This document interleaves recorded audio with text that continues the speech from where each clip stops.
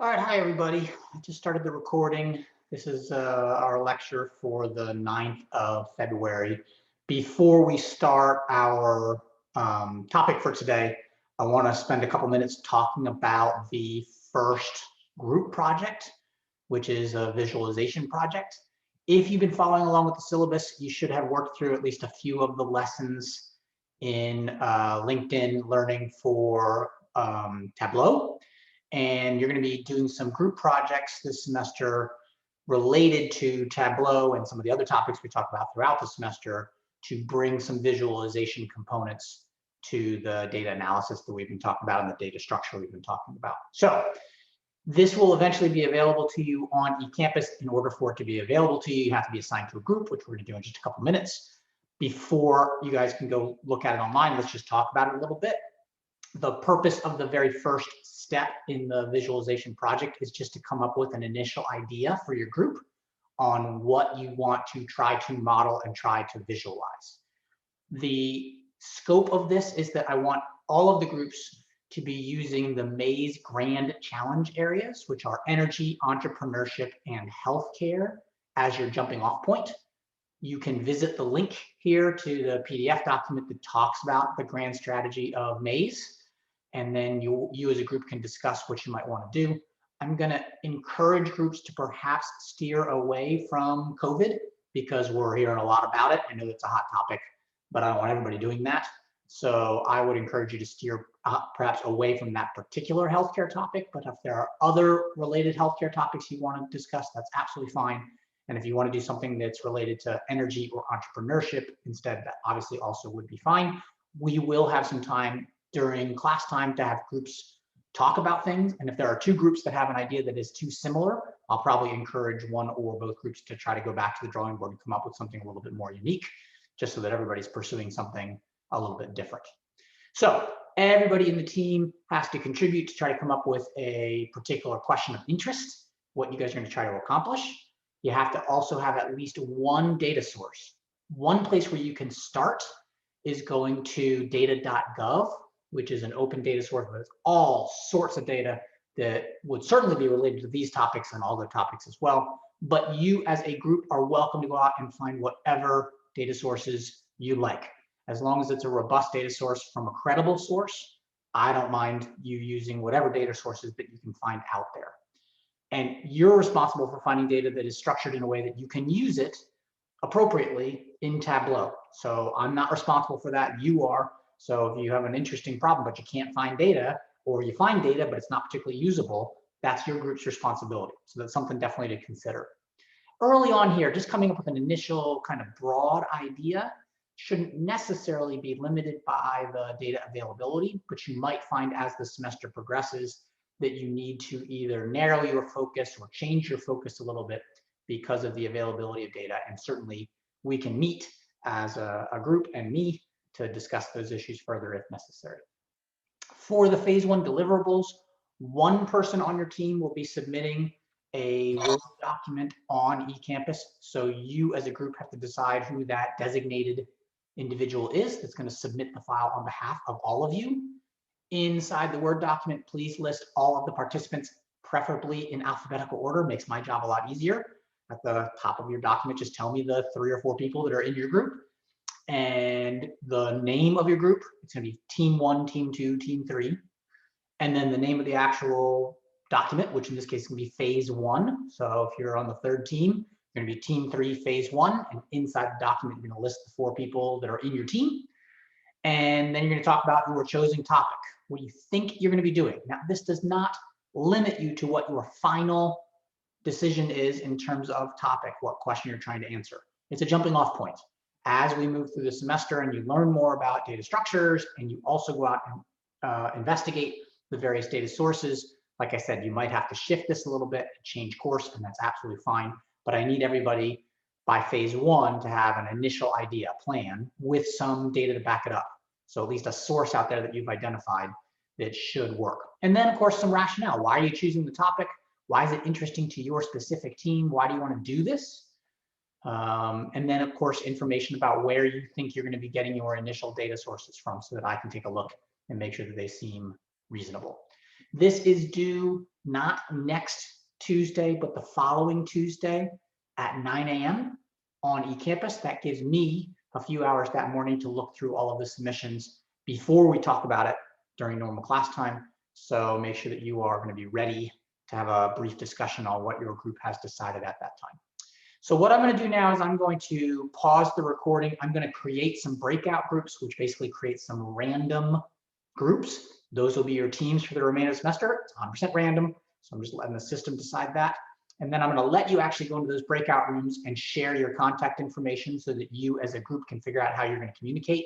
I will also at the same time be recording who's in what groups so that I can make the assignment available to you on eCampus. So we're going to pause for a minute and then we'll come back and we'll start our discussion of our next topic in this class. All right, for the remainder of today, we are going to start our discussion of logical design and the relational model. This basically extends some of the ideas that we've explored in our earlier ERD and takes some of the idealistic components of those diagrams and makes them a little bit more realistic, but also fleshes them out a little bit. We talked a little bit when we worked through it about how sometimes the diagram doesn't tell the complete story. So we're going to try to tell a more complete story in these new relational models. We're also going to start enforcing a few more rules. I've alluded to at least a little bit of this as we've worked through the material earlier, but we're going to talk about it a little bit more formally today. So this is a different way of diagramming the same problems. It's going to be a little bit more information heavy and also going to be a little bit more enforced in terms of how things actually work.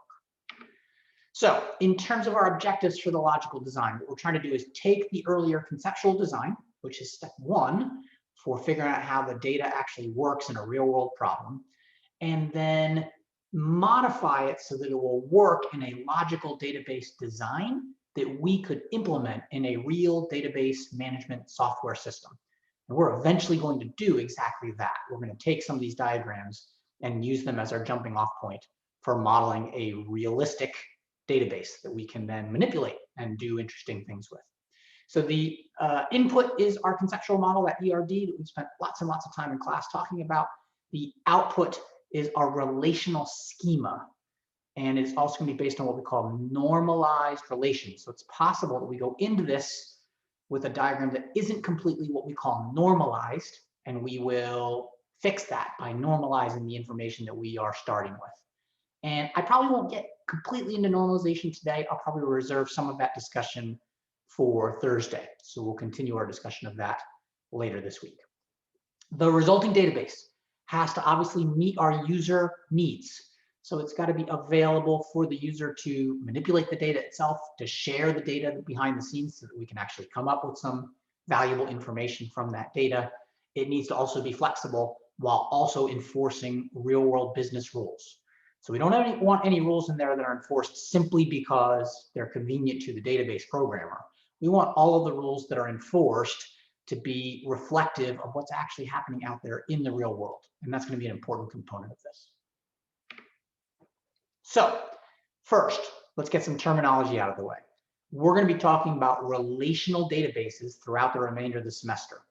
When we use the term relation, it's effectively a synonym for a two-dimensional table. Think rows and columns in a spreadsheet. That is a relation.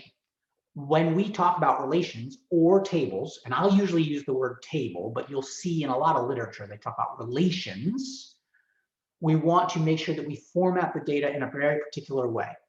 We want every row in our relation to be a unique entry. So if I'm collecting data on students, each row is a unique student.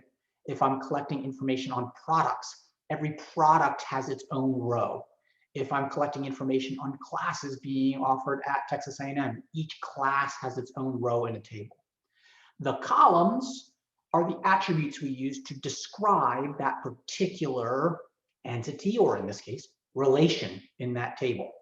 We don't want to do it the other way. Certainly you've used spreadsheets where you go the other direction, right? Every person gets their own column, and then the rows are things about that particular person or that particular place or that particular thing. We never want to do that. We want to be completely consistent So the way we're going to organize our data in a relation, in a relational database, is that rows are unique entries and columns are things about those unique entries. It's going to be very important that we hold to that structure. In order for a table to qualify as a relation, every single row in that table has to have a unique name of some sort, and the table as a whole has to have a unique name. So employees, or products, or orders, or events, whatever, and then a unique identifier of some sort inside that table for every row in that table. That would make it a relation. Every attribute has to be what we call atomic. So nothing that's multi-valued and nothing that's composite in a single column. So if I ask, what are your hobbies? You can't have a single column in a table that says that you like badminton, squash, racquetball, and tennis with commas in between each of them. That's not going to work. So we can't have multiple entries in the same column. We can't have multi-valued. That's not going to work for us. Okay? And we'll talk about how we can work around that here as we talk about how we're going to draw these diagrams. Every row, like I said, have to be unique. You can't have two rows that are exactly the same. So you, as a student, can't appear twice in our global database of students at Texas A&M.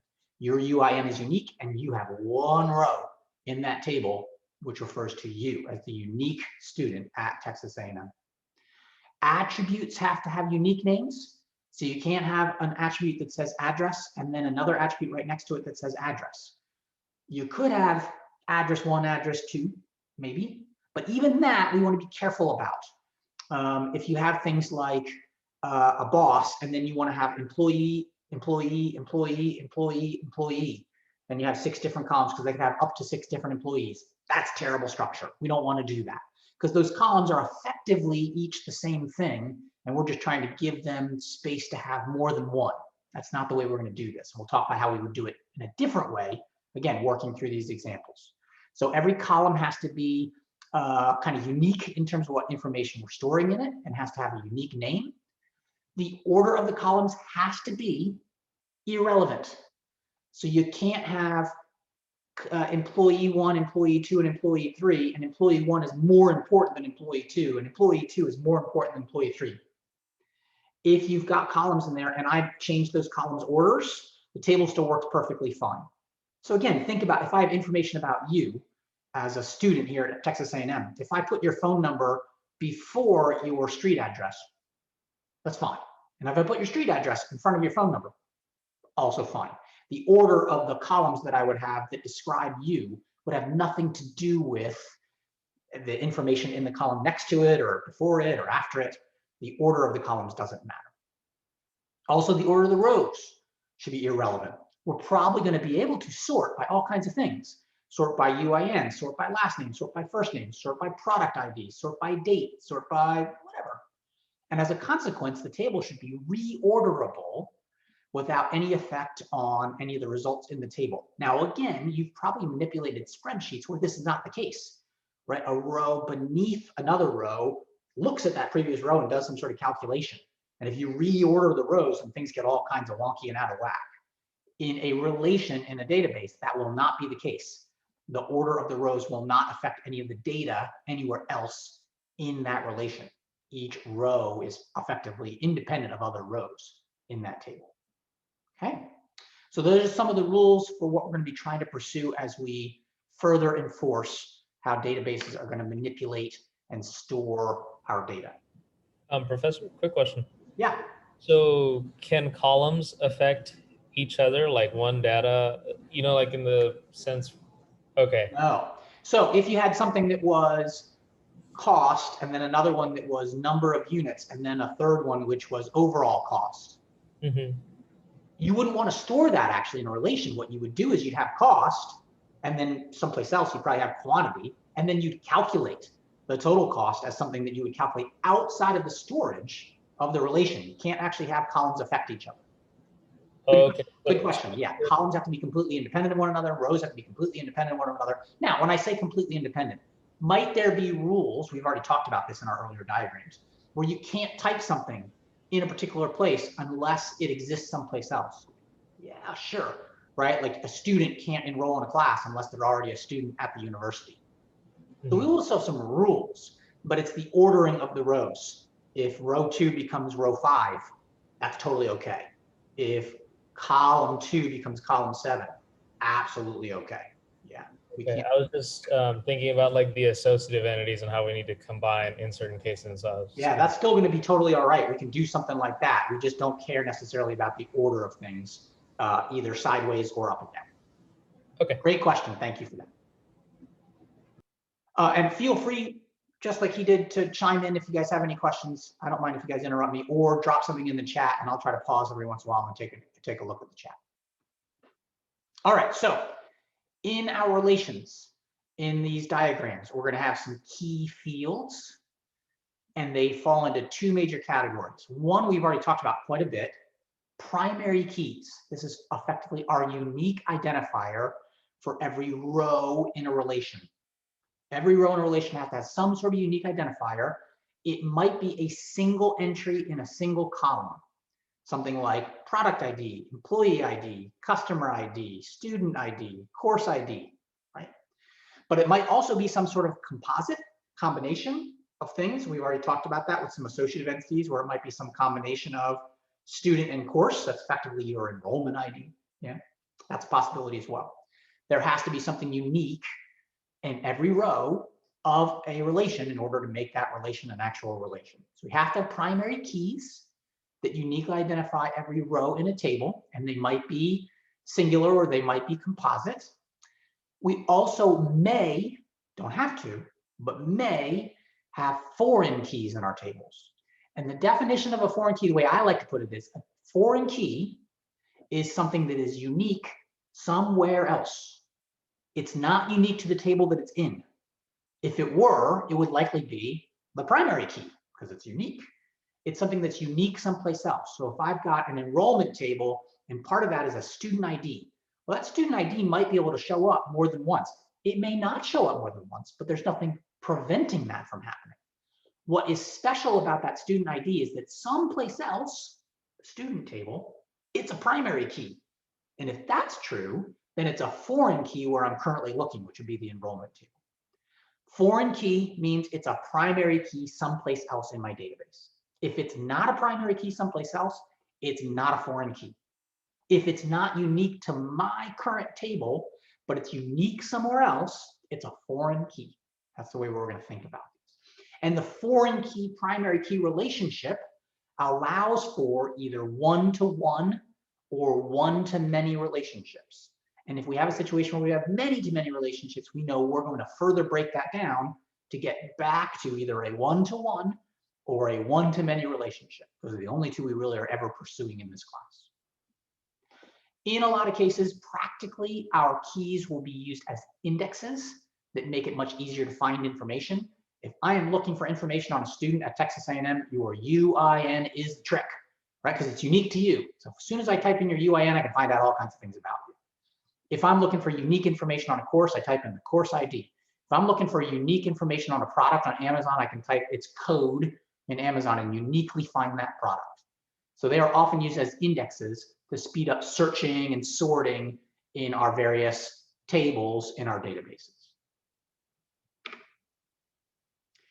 This is what our diagrams are going to start to look like. We're moving away from the entity relationship diagram and into what we call schema. They really tell a similar story in a lot of cases. There might be slight differences in terms of the detail we're starting to fill in, but for the most part, they're very similar.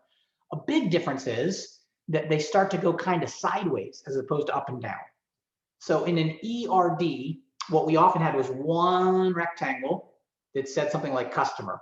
And then we had our ovals kind of on the outside, or maybe on the inside, you would even list a couple of different attributes inside the rectangle. What we see for these schema is now we're starting to write out all of the attributes next to each other as columns in a table. Note that the column order doesn't really matter.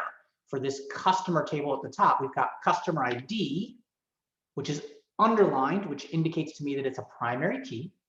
And then we've got customer name, customer address, customer city, customer state, and customer postal code. And what those are representing are various ways we describe the customer.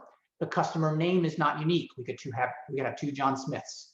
The address is not unique. We could have two different customers at the same address. The city obviously not unique. The state's not unique. The postal code's not unique. And if I move postal code from the last column to the first column, the table still works. If I move the state over to, the table still works. The order of the columns doesn't matter at all. If I have a bunch of customers in this relation and I decide to sort by postal code, the table still works, right? The rows aren't going to suddenly have broken information. I can sort it by customer ID, I can sort it by address, everything will still work in this table. So it's a perfect example of a relation. It has, excuse me, it has a unique identifier, customer ID, has a bunch of attributes that have unique names and unique information in them, and the columns and the rows can move around without breaking any of the data inside. The next relation is the order relation, and it is effectively our associative entity. It's linking between, sorry, that's not true. No, I'm getting to order line, I'm jumping ahead. It is another table that's storing information about specific orders. The unique identifier in the order table is order ID. There's going to be information about when that order is placed, and then there's information about which customer placed that order. And it has a dotted underline because it is not a primary key and it is not unique to the order table. It is unique someplace else, specifically the customer table. So that means it's a foreign key. It has to belong in the customer table. It has to already exist in the customer table in order for me to type that customer ID in the order table. And when I type that customer ID in the order table, I can go look it up and find exactly one customer that matches that piece of information, that matches that number or alphanumeric symbol. And when I find that customer, I can find all the things about that customer. So it's a foreign key in my order table. Third relationship, got myself ahead of the game earlier. Third relationship is the order line table. This is our associative entity that's linking between our order table and our product table. It does have a unique identifier, but it's two columns combined. It's a composite primary key.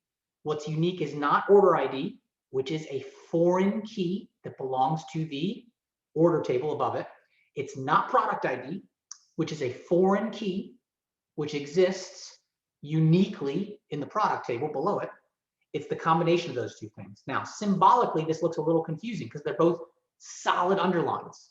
Well, that's because the combination of those two things is unique. In a particular order, you're going to see a particular order ID only once paired with that order. You might see a large quantity of that thing, but you're going to order each product combined with an order only one time. So it's the combination of those two things that's unique. Technically speaking, they both should have kind of dotted underlines as well because they are foreign keys that are primary keys in other places. But the more important symbol here is these two things put together are primary keys.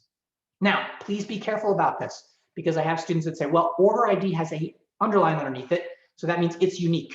And product ID has an underline underneath it, so that means it's unique. No, they are not. They are not unique in the order line table. Can the order ID show up more than once in the order line table? Absolutely, 100%. Can the product ID show up more than once in the order line table? Of course. Different orders could have the same product show up. An order could have lots and lots of products as part of its order. So the underline for order ID does not mean that it's unique in this table. It means that it's part of the primary key with the other thing that's underlined. If there's 6 things that are underlined, each one of them is not unique by itself. It's the combination of the 6 things that makes it unique. So when you have multiple things that have solid underline, it's their combination that's unique, not the individual item that's unique. Okay? And we'll do a lot of practice on this to make sure we get the symbology right. Last relation in this diagram is the product relation, which has a unique identifier for product ID. It's underlined. And then some various attributes to describe the product. Its description, its finish, its price, its product line ID, all that sort of thing. Okay. And already it doesn't show in this diagram, but when I look at product line ID, I'm thinking maybe that needs a dotted line and it's going to be linked someplace else to a table that has product lines. And I'm also thinking that maybe postal code is going to be a foreign key and someplace else I'll have a list of all the zip codes that I'm willing to ship to, right? So there are other possibilities where this could expand out, but this is a scoped problem, and this is the only information that we're currently interested in. So I don't know anything for certain about those additional entries. Any questions about anything so far? Everybody okay at the moment? Ted, I've got a quick question, and it might be a stupid question at that, but when you say, like in the previous slide, when you're talking about how each, like, for instance, if you're thinking of Excel, like each cell can't have more than one kind of thing in it, like you're saying you can't have a comma, and then when you're talking about like a name, for instance, is that a first name? Is that a last name? Is that a name with a space? So in that case, for customer name, can the customer name be Boone, Ted? Sure. But what it can't be is it can't be Ted, Marissa, Waffle, Jack, because the 4 people that are all the same customer. Nah, that doesn't work. It has to be a unique thing. So if the thing itself has the symbol, which is a comma or a semicolon, that's perfectly fine. If the thing itself is a multi-word thing, my full name, that's absolutely okay. But what it can't be is multiple entries in the same exact column. So I wouldn't want to have a column for my products that had features, and the features were that it has LED, and that it has battery, and that it has battery backup, and that it has, I don't know, a speaker. That you wouldn't want a bunch of different features all listed in one column separated by semicolons, commas, spaces, whatever. If you want to list all the features for a product, you're gonna have to break that out and do it differently. You can't have a single column that's trying to hold that multi-valued attribute. It's not Gotcha. possible. Thank you. Of course. Great question. Other questions from anybody? Okay, I'm gonna keep moving. We're gonna talk a little bit now about integrity constraints. We're going to enforce some rules in our databases to make sure that our data structure stays the way that it is meant to stay, and we don't lose any information or break any information that we might have in our database. So these are called integrity constraints. Domain constraints would be allowable values for an attribute. So for instance, we might have a situation where the only thing that you can be here at the university in terms of your designation is U1, U2, U3, U4, or some sort of graduate student, right? There are only a certain number of values that can go into that. We might have situations where prices have to be decimal numbers, right? Could be a whole number, could be at most a decimal. Can't have letters, can't have words. That won't work, right? So we may have some constraints. We might have some situations where a number has to be between 50 and 200. So we could limit the small number and the big number. So we may have some domain constraints which limit the kinds of values that can go into an attribute. That's certainly a possibility. We might have some entity integrity. So things like the primary key can't be empty.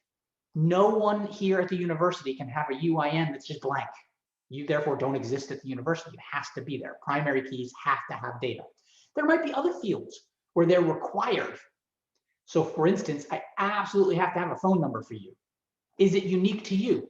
Maybe not. Maybe you share your cell phone number with somebody else in your household. That's totally fine, but you have to have one. So there may be required fields, certainly, but from an entity integrity standpoint, primary key being required is certainly important, nothing that's null. We might also have some other business rules, things that we have to enforce that don't quite fit within the structure, but we will write them into the rule set behind the scenes. These are sometimes called action assertions or operational constraints. I'm going to try to shy away from those for the most part in this class. We're going to try to do our best to enforce all real business rules with the actual data structure itself, without coming up with additional rules kind of outside that structure. That's not always possible, but everywhere that we can, that's what we're going to try to do. I'm going to try to shy away from action assertions if I can throughout the semester. But when they come up and they're necessary, I'll certainly talk about it. So in terms of referential integrity, another interesting integrity constraint, what this is stating, again, we've talked about this a little bit, but we're saying it again out loud, is that a foreign key, the definition of a foreign key, is not that it's unique where it's currently located, but that it is a unique identifier someplace else. It states that any foreign key value has to match a primary key value someplace else on the other side of that relation. So if I have a student enrolled in a course and I have a student ID typed in for enrollment in that course, I can go find that student ID over in the student table and find a unique entry for that student. Similarly, the course ID, which is not unique for the enrollment table, I can go look in the course table and find a unique entry for that course. So if it's a foreign key, I can find its unique entry in its source material, basically, and find a unique entry. Okay. That may then allow for some additional rules. And these rules are kind of interesting. Things like restrict, don't allow the deletion of the parent side if there's something on the dependent side. So if I wanted to delete a course, but there were students that were enrolled in that course, I can't delete the course. You can't get rid of the class. There are students that are enrolled in that class. You and I both know that's not actually the case. Some of you definitely had this experience where you've enrolled in a class and then they've canceled the class because the professor's not available or not enough students were interested or what have you. But could that be a rule where we say until there's nobody enrolled, the class has to stay on the books? Yeah, sure, absolutely. So that'd be a restrict rule. We could have the other side of that, which is if you delete the parent side of things, all of the stuff that's on the dependent side or the foreign key side of things just automatically gets deleted. Now you can imagine if we are talking about things like a transactional database that's dealing with sales of things, that would be a bad deal, right? If you bought a bunch of things from our company and then you decided, I want to cancel my account, and I deleted you as a customer, and as a consequence, I deleted all of your orders, I am removing a whole bunch of probably pretty critical information from my company. So that rule is going to work in some cases, but in other cases, it is not going to be the appropriate rule. So we want to be careful. We can choose what rule best fits our particular scenario, and in a lot of cases, cascade is going to be a bad idea. But on the flip side, if we have a situation where we store employee information and we store a bunch of their dependents information, their spouses, their children, their pets, whatever, and then the employee resigns, retires, what have you, and so we remove them from our database, do I also want to remove all of that information that is only relevant to them, their family? Maybe, because it's no longer relevant to the rest of the database. So sometimes cascade is a good thing for sure. We can also do something called set to null, where we can have a situation where if the primary key side of things gets removed, then the foreign key gets set to null. So basically there's no matching anymore. It's still in the database, we still kind of have it, but it's matched to an empty field because the parent side of things no longer exists. Again, sometimes that is a terrible way to manage your data, but in some cases that's exactly what you want to do, is keep it. So maybe a customer does leave, we get rid of that customer, but we still keep all of their order history because we want to know that we sold stuff to somebody. It's just that somebody is no longer relevant. So lots of ways that we can enforce referential integrity, and we'll talk more about it when we get to the actual database structures, when we start writing some databases. But it's something that we want to keep in mind as we're drawing these diagrams. So when we draw the diagram, the way we represent referential integrity is drawing an arrow from the foreign key to the primary key. So slightly different symbology. We don't have the crow's feet. We don't have the mandatory one or optional one, optional many. Instead, we're just drawing arrows from our foreign key to our primary key. Note that what kind of looks like a primary key to primary key, where we're looking at order line to order, is not. That's a foreign key to a primary key. Order ID and order line is a foreign key. It's part of a composite primary key, so it has a solid underline, but it's actually a foreign key. And it's pointing towards primary key, which is order. And similarly, product ID in the order line table is pointing towards the product ID in the product table to show its foreign key to primary key relationship. So slightly different symbology here. Arrows instead of crow's foot notation, but this will still do what we need it to do. So before I forget, if you do want to do any of these diagrams in Lucidchart, what I'm going to recommend is you try to find ERD templates that look something like what we're talking about. And the one that actually stands out to me is kind of a good choice When I search for ERD in my Lucidchart templates, there's one that's called database ER diagram. It happens to have crow's foot notation, but I would start with this because it has a place where you can name the table and then all of the various columns that you would enter, right? These various fields and then the various types. This would be a reasonable way to diagram what we're actually talking about inside Lucidchart. But feel free to use whatever templates you want. If you can find something that has tables with lots of different columns and you want to use that, that's fine. If you want to model this stuff in Excel, where you're just typing various rows and columns for the modeling and then draw some arrows, that's absolutely fine. Whatever you guys want to do in terms of diagramming moving forward is fine with me, as long as you have a tool available so that when we're working through the workbooks or you're doing an exam, you can present this information accordingly. Okay.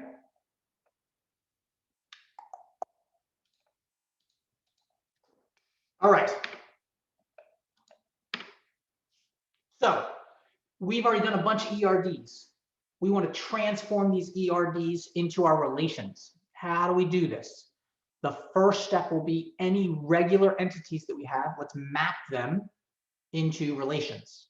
Then if we have any weak entities, things like dependents, we'll map them as well into relations. Then if we have any binary relationships between two entities, and they could be one-to-one or one-to-many, or even if you have a diagram that has it, many-to-many, because some ERDs do allow for many-to-many relationships. We shied away from that, but some people don't when they do the initial diagram. Any binary relationships, drawings between two different entities, we will start to map into relations as required. Then any associative entities, where we have the rectangle with the diamond, we're going to map into relations in our database. Then if we have any unary relationships, where there's a relationship between an entity and itself, we'll map that. If we have any ternary relationships, which we've tried to kind of avoid in our initial examples, but if we have any, we'll try to map those. And then finally, a new category, something we've not seen before, if we have any supertypes or subtypes, we'll start to map those. So let's talk about at least some of these today and see how far we can get. For our regular entities, for things like simple attributes, they're super simple. Every ER attribute maps directly onto the relation as basically a column in that relation. It's as easy as can be. If it is name, address, phone number, et cetera, et cetera, et cetera, it's a single entry, then it's just a one-to-one mapping. Very, very easy. If it's a composite attribute, we're only going to use each of their simple component attributes as separate columns. We're not going to write it as a composite. If it's a multi-valued attribute, something like what are your favorite foods, and you have 6 different foods for one person and 3 different foods for somebody else and 5 different foods for somebody else, we're going to map that actually as a separate relation with a primary key foreign key relationship. I'll show you that here in just a second. Simple, simple, simple mapping. We've got a customer that has a unique identifier, customer ID, and then other attributes about them, their name, their address, their postal code. We just basically turn this thing sideways to write the customer relation. Yeah, so again, when we're drawing our diagrams in Lucidchart, if you end up drawing it like the top table as opposed to the bottom table, I'm not going to lose too much sleep over it. But if you want to draw it exactly the way these relations should work, you want to draw it sideways with those different columns basically for your table and an underline for the primary key. That one's easy peasy. No struggles there. I'm sure all of you can get that. This one has a composite attribute where they have an address, which is basically your street, your city, and your customer state. We break them out. We want to store that information as separate entries. So could you type somebody's address as 123 Main Street, College Station, Texas, 77840? Yeah, you could as one big long entry. But wouldn't it be better if you had all the street addresses and all the cities and all the states kind of broken out, even all the zip codes, so that you could then look through the data and say, how many people live in College Station? How many people live in this zip code? That'd be great. How many people live on a particular street? That'd be amazing. Yeah. So we're going to break those composite attributes into their own separate descriptions or columns in our relation. Again, pretty easy. This is not too complicated. If you have a multi-valued attribute, I don't think we saw any examples of this per se in the problems we worked through before, but a great example of this would be list all of the skills for a particular employee. Well, you may have a dozen of those things. We wouldn't want to type all your skills separated by semicolons, spaces, commas, whatever. Instead, I'd create a second relation that has employee ID as part of its composite primary key. So in this case, employee ID in the skill table is a foreign key that points back to the primary key of employee ID for employee. And then the second part of its composite primary key is a skill. Maybe it's even a skill ID. So we have a list of hundreds of skills that are relevant to our company that we're interested in, what you can program in, what topics you understand, what conferences you've been to, whatever. And you can list the employee and that skill, an employee and a different skill, an employee and a different skill, and you could have 73 different skills for a particular employee. But there'd be a unique combination of employee and skill in that table, and we can obviously then go look up all the skills for an employee, or for a particular skill, we can go find all the employees that match a skill. Think how cool that is. We actually use that in my department because every semester I have to fill out a form that says I need a TA for one of my classes. And one of the things I have to do in that form is say I need a TA who knows how to program in C#. And they can go look at their list of applicants and look at all their skills and find somebody who has C# listed. In fact, they can just filter down to only the candidates that have that particular skill set. And then those are the only people that would be considered for that particular job placement. So we can do something like that. Anywhere where you've got a multi-value attribute, you're going to break it out into a separate relation. You're going to use the foreign key, primary key relationship to link it back up to that parent entity or relation. And then you'll do the unique information paired with something new. Yeah. Again, kind of cool way of handling this sort of thing. If you have any weak entities, you make them a separate relation. They use the foreign key of the primary key from the strong relationship that dominates them, and then some other partial identifier. So as an example, if we have dependents for our employees, the employee ID would be part of their composite primary key. The rest of it in this case looks like it's first name, middle initial, and last name. That's sometimes still not great. I mean, I always, every time I give this lecture, and I've been doing it for 25 years, I always think about George Foreman because all his kids were named George. So using their first and middle names as their identifier is probably not going to work for this particular case. So you might have to come up with something else. Now they could probably do a combination of last name, middle name, first name, and date of birth. I don't think he had any twins. If you did, maybe add a time date stamp. I don't know. He's obviously a really unique case, but still something to think about. Yeah, is how would you actually handle something like that? All right. After we do our strong entities, perhaps with composite attributes, perhaps with multi-valued attributes, and then our weak entities, where we basically just treat them as some sort of foreign key, primary key relationship. We then move on to our binary relationships. So we have our entities and we have some relationship between those entities. If it's one to many, the one side becomes a foreign key on the many side. That primary key on the one side becomes the foreign key on the many side.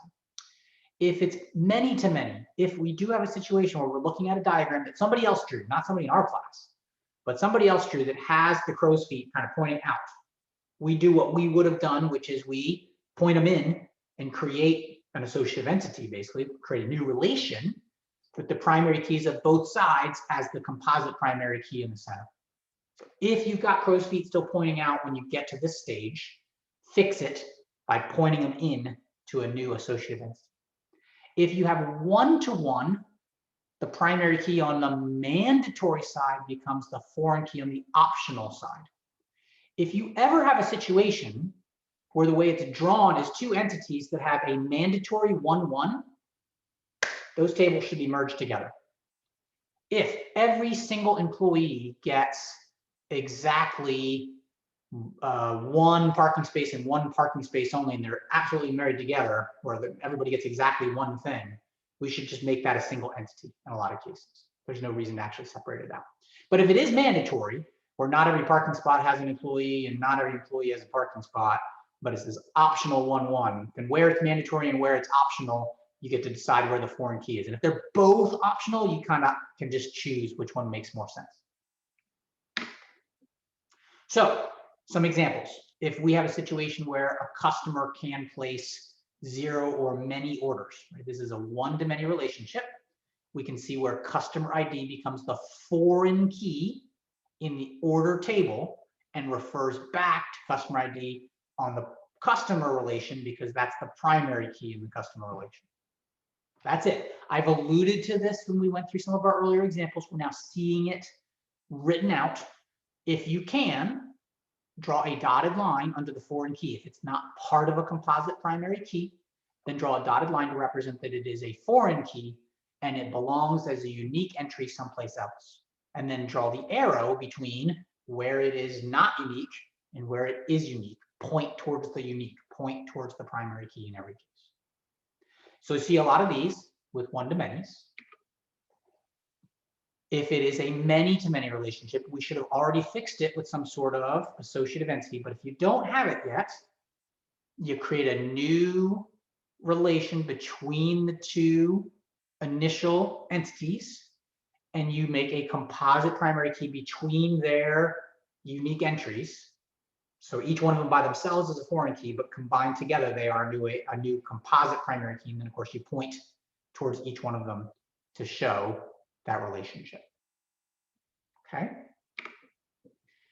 And then finally, a one-to-one relationship. In this case, we've got nurses, which may or may not be in charge of a care center. Every care center has to have exactly one nurse in charge.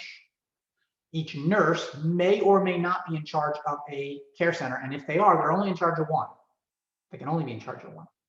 And we have this little relationship even with this date assigned. It's kind of an attribute. I'm kind of surprised they drew it as a rectangle. It's more like an oval based on how we might see this. One of the directions is optional in this case. When that is the case, where one side is optional and the other is required, on the optional side, you create a new foreign key, which matches up to a primary key someplace else. Now you'll note that we've used a slightly different name. This is nurse in charge in the care center, but it still would match a nurse ID kind of data point, and we would link it back to a unique nurse ID. Does the nurse have to have a care center under her control? No, absolutely not. Does a care center have to have a nurse in charge? Yes, absolutely. Now, here's what's potentially interesting about this center ID, center location, nurse in charge data signed. The other side of this, if I go back a slide, is that if a nurse is in charge of a care center, she can be in charge of at most one care center. She may not show up, but if she shows up, she can only show up once. I'm saying she, that's extremely sexist. I apologize. I don't know why I was doing that. I'm picturing a friend of mine who is a nurse. He, she, they could certainly be in charge of a care center, but at most one. So in this case, if the nurse shows up, they can only show up once, which means while this is not a primary key, nurse in charge is not a primary key, it is unique. It's either null, it's empty, but in this case it can't be because there has to be a nurse in charge, or it's required, in this case it's required, and it's unique. The nurse in charge can never repeat. So that's kind of an interesting one where even though it's not the primary key, it is unique in this table. The center ID is the unique identifier, but the nurse in charge will never repeat in this table. You'll only see that nurse show up once.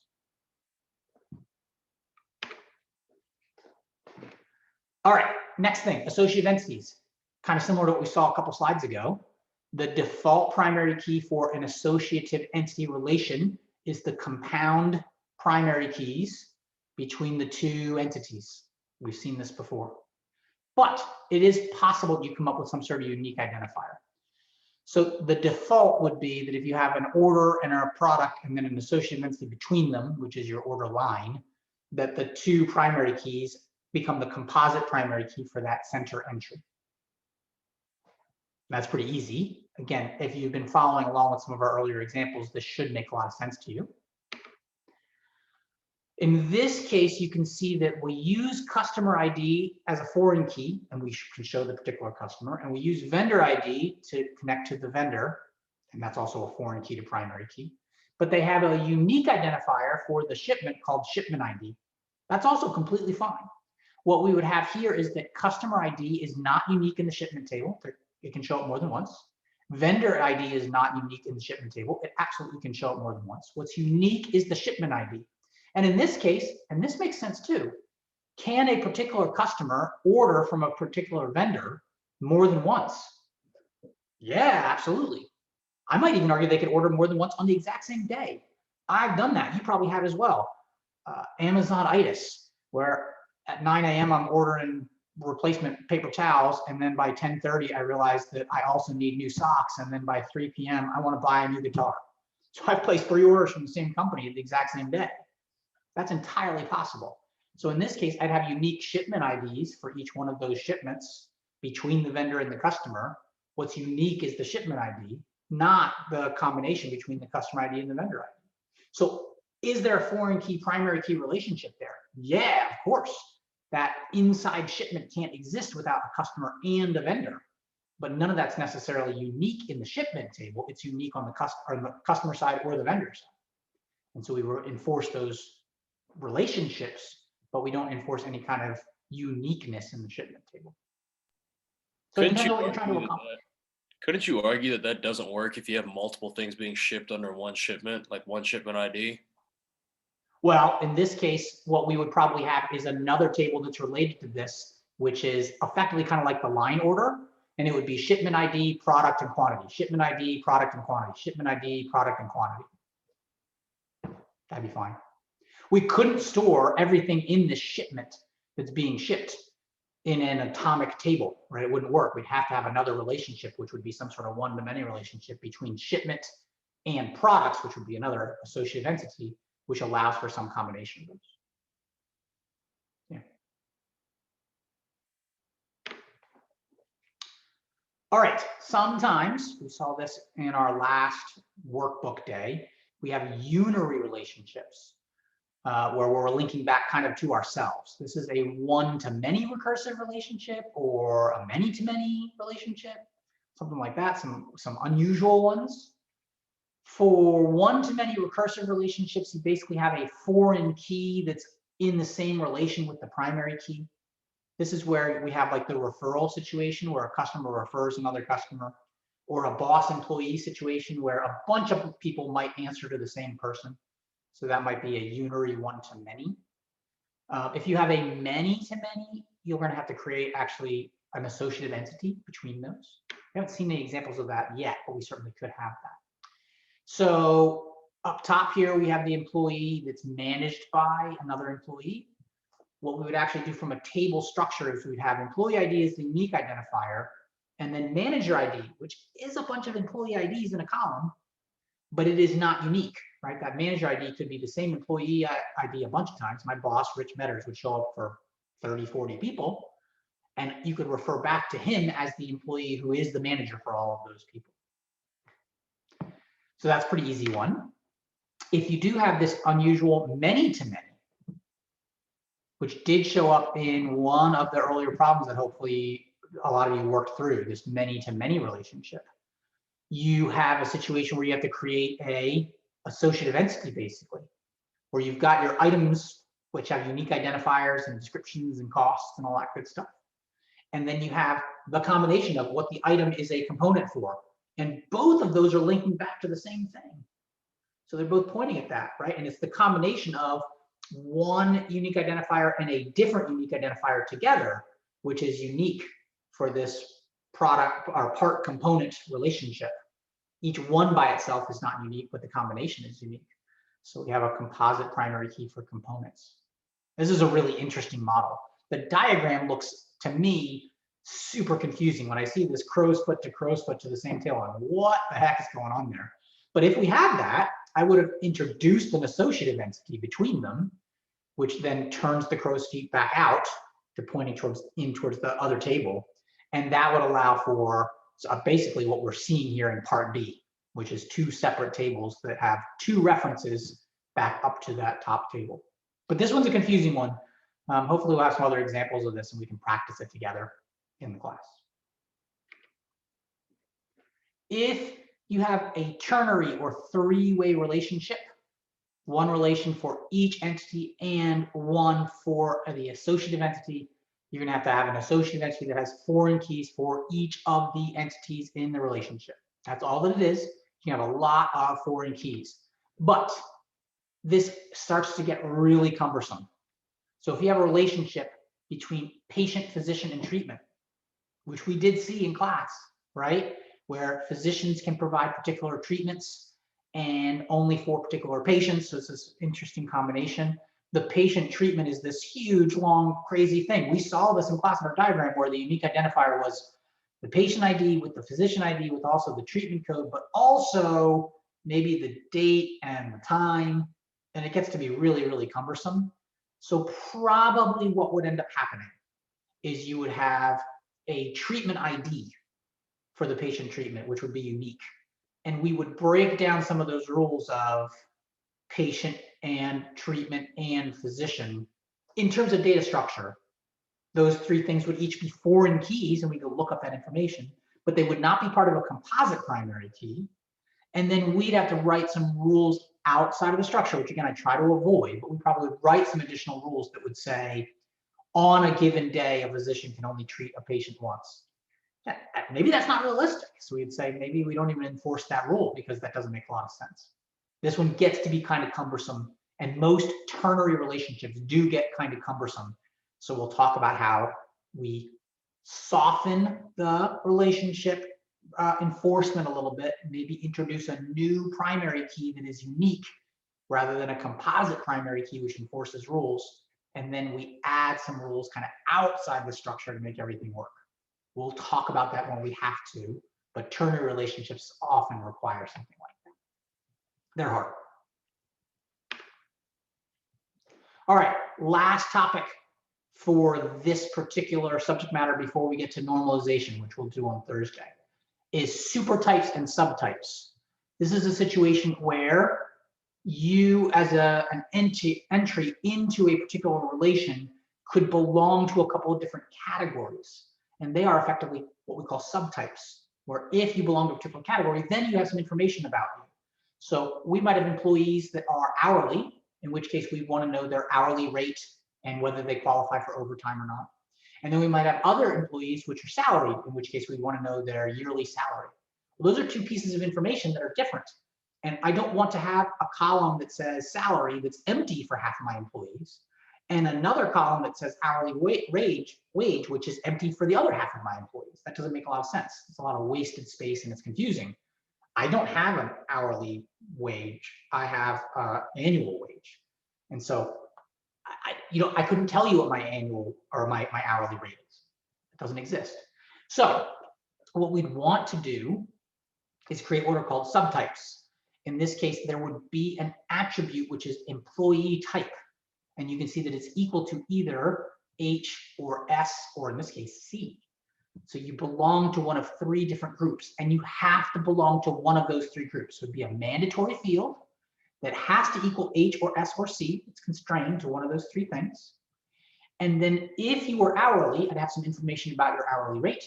If you were a salary employee, to have an annual salary, maybe you can get a stock option. If you were a consultant, we've got a contract number and a billing rate. Different pieces of information for different types of employees. From a relation mapping standpoint, the employee table is exactly what you would expect. For the hourly employee, I'd have that employee number as a foreign key, but it is also the primary key for the hourly employee. It's effectively a one-to-one relationship, but it isn't all of my employees, right? It's only my hourly employees show up in my hourly employee table. For my consultants, I have the employee number as its unique identifier and a foreign key. It's a one-to-one relationship, but it only contains the people who are consultants in my company. And finally, for my salaried employees, same employee number as its primary key and its foreign key. It points back to employee number. but it only contains my salaried employees and has their annual salary and their stock options. So all of these are one-to-one relationships. It's mandatory going up towards employee. It's optional going down towards the 3 subtables, right? Because you may not be in fact, you can't be in all 3. You're going to be in one of the 3. And then for each of those tables, the unique information about that particular employee that corresponds with their subtype. This is an interesting problem. We, again, have not seen this in our earlier examples, but we will see it in some of our future examples. And so we'll talk about it a little bit more when we get there. We are going to take a break here. Next class, we're going to talk through normalization. I've actually got another slide deck that I'll talk through that talks a little bit about normalization, which is structuring our data to make sure that it really works well and we avoid any kind of duplication or calculation errors or anything like that. So on Thursday, we'll go through that. I'm going to stop our recording, and I'll stick around for any questions you might have.